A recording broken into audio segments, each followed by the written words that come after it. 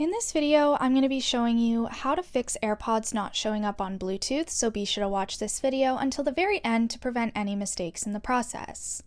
You're going to begin by navigating to your settings and going to your Bluetooth. Your Bluetooth should be right at the top. Now, as you can see, there are a multitude of different devices that I can connect to, and my AirPods are right here, but if they're not showing up, what you're going to do is open up your AirPods case and see if they show up after doing that.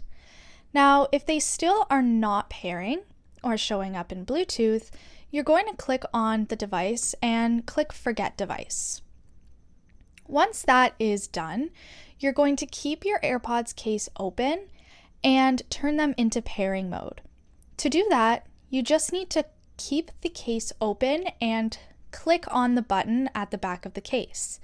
That'll turn it into pairing mode, and it should show up on your Bluetooth after you do that.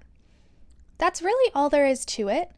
If you have any other issues, leave a comment down below, but make sure to leave a like and subscribe to the channel so you don't miss out on any other tutorial videos.